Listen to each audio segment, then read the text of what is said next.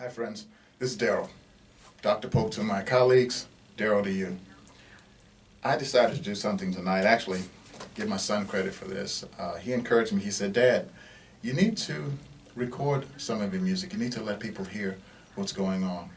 And my first defense was, I got to make sure that everything's copyrighted and da-da-da-da. But you know something, my heart is here and my spirit's here. So I decided to just turn on the camera and see what happens. I hope that it blesses you in some kind of way. This is a song that I'm working on. It's entitled, He Knows Who I Am. I wrote it because the enemy is attacking us from so many sides. It makes you wonder if the reason he's coming after you is because he knows something about you. He must know that God has his hands on you in a way that if he can interfere or interrupt what God is doing, he potentially creates an atmosphere or a setting where he could possibly win. The title of the song is He Knows Who I Am. I'm talking about the devil. I've explained this to friends before. One of my, I'm not going to say one of my favorite movies, but one of perhaps a good example of what I'm talking about, I saw in the movie, what was it, Terminator, where Arnold Schwarzenegger comes to Earth with the mission initially, before he becomes a friendlier Terminator. He comes with the mission of finding and killing this particular lady who's was destined to give birth to a son, and that son was supposed to save the world in the future. But he knew that if he could kill her, he would stop the son from ever being born, and that would cancel the son's power and all that he does to save the future.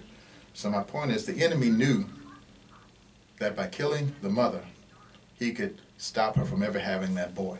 Well, using that in our current scenarios and the way we see life, imagine that the enemy knows that there's something about you, that he can stop it in its infancy and he can stop it now. He basically can create a situation where he wins in the future. So I want to expose him right now. He knows who I am.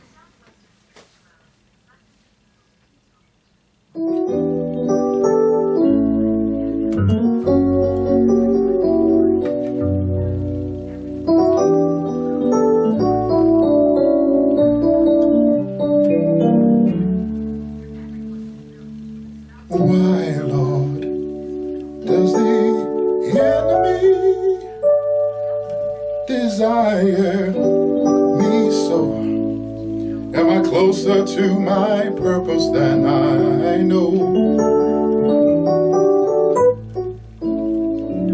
Tell me why, Lord, does the enemy follow so close? Could it be that he knows who I am?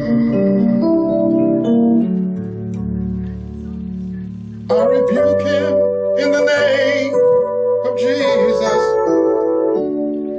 I resist him by the power of your blood.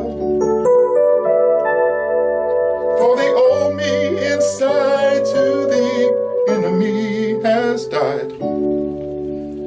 I'm a temple for your spirit to abide. I'm a temple for your spirit to abide. Tell me why, Lord, would the enemy desire me so? Am I closer to my purpose than I know? Tell me why, Lord, would the enemy follow so close? Could it be that he knows? Could it be that somehow it shows? Could it be that he knows? Could it be somehow it shows? Could it be that he knows who I am? He knows who I am.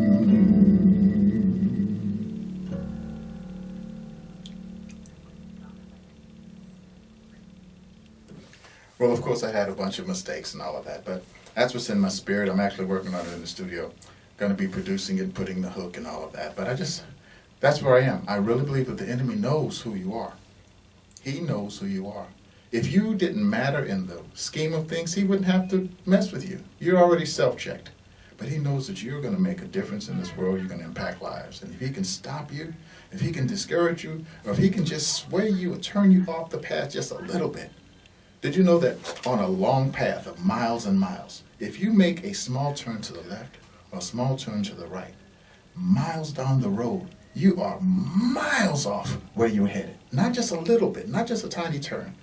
A small turn in your life right now could put you way off track a year from now. So don't let him distract you.